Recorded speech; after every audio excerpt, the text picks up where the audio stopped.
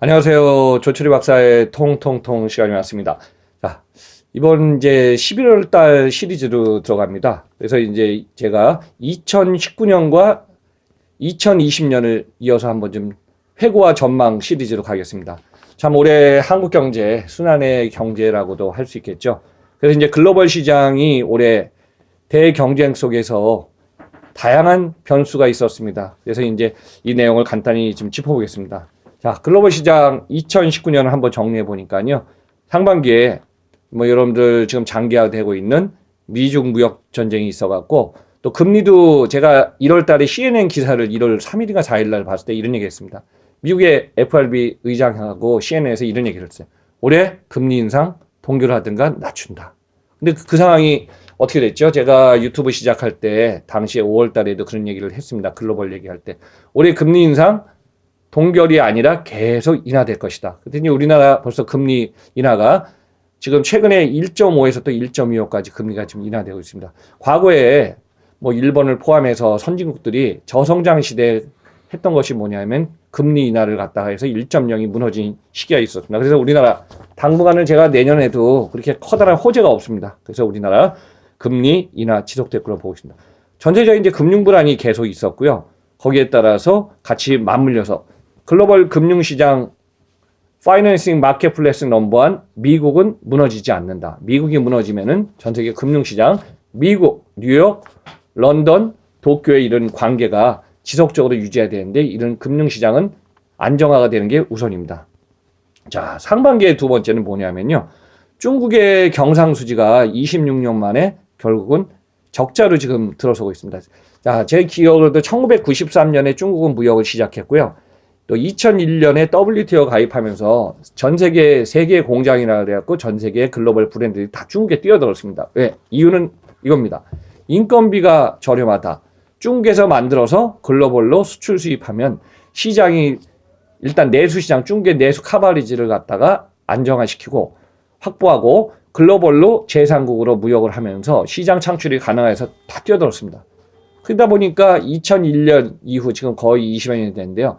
중국은 자체적으로 내수 시장을 확보하고 안정화시키면서 지금 급성장하고 있습니다. 근데 그 외에 중국과 경쟁했던 부가가치 있었던 글로벌 브랜드의 기업들은 중국에 의해서 퇴출당하든가 아니면 자국의 브랜드 기업들이 결국은 중국을 떠난 사례가 많습니다. 자, 중국 경상수지 적자가 시작되는 해였습니다.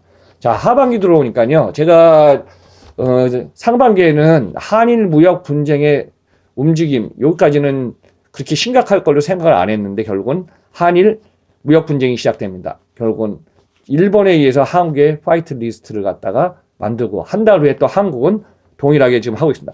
뭐 최근에 뭐 경제 국무총리가 일본 가서 좋은 사례라고 해갖고 결국은 우리 앞으로 교류합시다 이런 얘기가 있는데요. 제가 볼 때는요. 급진적인 교류는 시작되지 않습니다. 결국은 뭐 우리 이런 얘기합니다. 기업을 방문해갖고 국가를 방문해갖고요. 뭐 이번 천황저기식 때 우리 좀 잘해봅시다 하는데 뭐 거기에 대해서 인사말만 했지 그 다음 후속 조치 없지 않습니까? 근데 중요한 거는 뭐냐? 일본이 이대로 일본도 방치하다 보면요. 한일 양국 제가 이제 유튜브 전시되어 있지만은 장기적인 무역 분쟁은 양국이 파국으로 가는 길입니다. 그래서 이제 내년 2020년 도쿄 올림픽 6월인가 7월에 있죠. 그러니까 도쿄 올림픽을 향해서 일본도 지금 고민 많이 할 겁니다. 왜? 첫째 요인이 있습니다. 자연재해 올해 너무 심각했죠. 그래서 여러 가지 경제 문제뿐만 아니라 자연재해 문제, 국가 간의 문제 이런 문제들이 다 맞물려서 결국은 2019년은 우리나라가 힘든 시기를 좀 맞이했습니다. 제가 유튜브를 시작할 때 이런 예측을 했습니다. 5월 달로 기억하는데요. 우리나라 경제 성장률 올해 2.2% 정도로 예측했습니다. 그러다가 하반기 들어와서 한일 무역 분쟁이 있을 때 저는 예측을 어떻게 했냐면 그때 수정해서 1.7에서 1.8 정도로 예측했는데요. 그제 이제 최근에 3분기 실적이 나왔습니다. 0.4%입니다. 결국은 성장률을 예측할 때는 여러 가지 요인이 있는데요. 앞으로 4, 4분기 1.0을 방어하더라도 2.0 넘기가 힘들다는 얘기가 나옵니다. 그래서 저도 올해 예측을 갖다가 뭐 1.7에서 1.8 예상대로 그렇게 가지 않나. 보통 우리나라 경우에 2.0% 이하로 떨어진 게 거의 지금까지 몇 번 없습니다. 과거에 뭐 1970년대에 오일 쇼크 때 있었고요. 또 1980년대에 들어와 갖고 우리나라가 이제 고도 성장하면서 1997년에 IMF 때는 제가 알기로도 마이너스 5.5% 완전히 우리나라 금융 위기니까 마이너스 성장이었고요. 그리고 최근에 글로벌 금융위기 때만 해도 0.7, 1% 미만의 성장이었습니다. 근데 이제 이번에는 10년 만에 다시 금융 위기설은 아니지만은 우리가 이렇게 악재 속에 있습니다. 자, 여기서 제가 포인트 정리하면요. 글로벌 시장과 맞물려서 미국, 중국 수출 수입 1위 국가, 2위 국가가 힘들어서 우리가 수출이 줄은 것도 있지만은 저는 우리나라 내수 시장의 안정화 여기에 대해서 즉 불안정 요인이 너무 컸다고 좀 보고 있습니다. 그래서 이 문제를 갖다가 앞으로 어떻게 해결해야 될까? 이것이 2020년도 경제성장 올해가 나빴으니까 내년은 우리 이제 보턴업이거든요. 치고 올라가서 조금이라도 올려야 되는데 사실 내년 2.0% 유지할지 이것도 걱정입니다. 자, 제조업 사항을 좀 제가 보겠습니다. 우선 그 전에 이제 제가 유튜브 할 때도 그러지 않습니까? 우리나라 국내 기업 중에 벌써 이제 경쟁력을 키우려면 제조업은 벌써 10년, 15년 전에 베트남, 중국, 지금 뭐 인도까지 해서 지금 글로벌로 소비시장이 커지는 쪽으로 갈 수밖에 없습니다. 지금 이런 상황에서 우리나라 제조업에 국내에서 수출하면서 상품들 한번 볼까요? 자동차 일부 있죠. 반도체 있죠. 정미기기 있죠. 국내에서 수출할 상품들은 경쟁력을 하려면 뭐예요? 경쟁 타사보다 상품의 퀄리티가 좋든가 아니면은 가격을 유지하면서 AS를 잘하든가 모든 걸 다 잘해야 됩니다. 근데 기존의 경쟁 기업들 글로벌로 이제 과다 경쟁 시대가 돌입했기 때문에 기존의 경쟁자들보다 우리나라 지금 고정비가 너무 올라갔습니다. 최근에 제가 보니까 중소기업 사장님들 중에서도 전년 대비 한 10% 이상 지금 매출이 줄고 있다 이런 얘기를 많이 듣거든요. 그래서 최근에 급격한 인건비 상승과 고정비 문제 이 부분은 제조업에 있어서 치명적인 사항을 지금 초래하고 있습니다. 그래서 이런 얘기 하나 하겠습니다. 제조업 우리나라 이제 50대 상장 기업 중에서 최근 데이터입니다. 결국은 50대 상장 기업 중에서 결국은 안고 있는 부동산 저기 있죠. 재고액이 무려 140조 원에 달합니다. 그래서 최근에 어떤 현상까지 벌어지냐면요. 국내에서 제조해서 생산해서 남아도는 과잉 재고 있죠. 이거를 빨리 처분에 소진하지 않으면 안 됩니다. 생각해 보세요.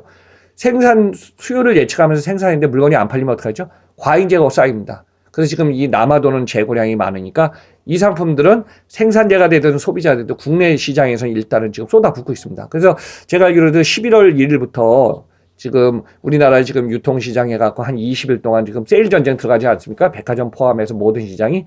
그러면 이제 이 상품들이 저렴하게 뭐 30에서 50, 60%까지 아마 세일 시즌에서 막 상품이 쏟아져 나올 거예요.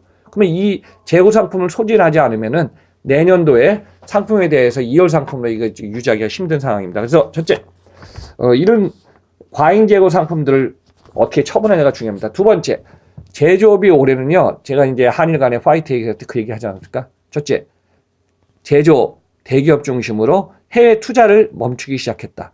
최근에 이제 국내 내수 시장도 보면은 제조업이 투자에 대해서 많이 지금 투자를 멈췄어요. 그래서 이제 우리나라 경제 성장률 요인에 여러 가지 요인인데요. 그 중에 하나가 투자 요인이 있습니다. 소비 요인, 투자 요인, 또 수출 요인이 있는데 투자를 국내에서 지금 많이 안 하기 때문에 이 투자는 계속 감소된 상황이 되고 있습니다. 또 하나는 뭐냐면은 여러분들 이제 한국에서 수출하는 경상수지라는 게 있습니다. 수출하고 수입하고 관광 수익을 포함한 경상수지가요. 한 3, 4년 전만 해도 우리나라는 수출 5,500억 달러, 수입 4,600억 달러 해갖고 뭐 경상수지 흑자 900억 달러 거의 1,000억 달러 이상 근접한 이제 흑자를 냈거든요. 근데 최근에 3년 사이에 뭐냐면은 우리나라 수출량도 줄었지만은 수입액도 줄어갖고 경상수지 총 지금 9,000억 달러 조금 넘는 정도로 지금 유지하고 있습니다. 저는 얘기하겠습니다. 앞으로 가면 갈수록 제조업은 해 나가고 있죠. 소비는 어느 정도 위축되죠. 그러면은 경상수지 금액은 생각보다 그렇게 크게 늘어나지 않을 것으로 봅니다. 그래서 이제 이런 것이 우리나라 지금 한국 경제에 지금 계속 지금 위축된 요인으로 지금 되고 있습니다. 그래서 앞으로 경상수지를 갖다가 늘리는 방법을 갖다가 전문가들이 좀 고민해 갖고 계속 만들지 않으면요.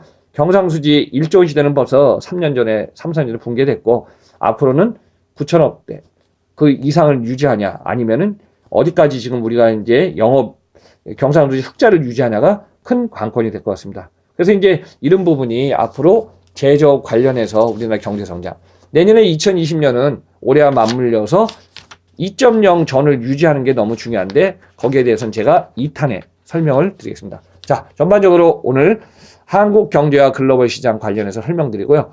2탄에서 이어서 설명을 드리겠습니다. 여러분들 마지막까지 구독해 주셔서 감사합니다.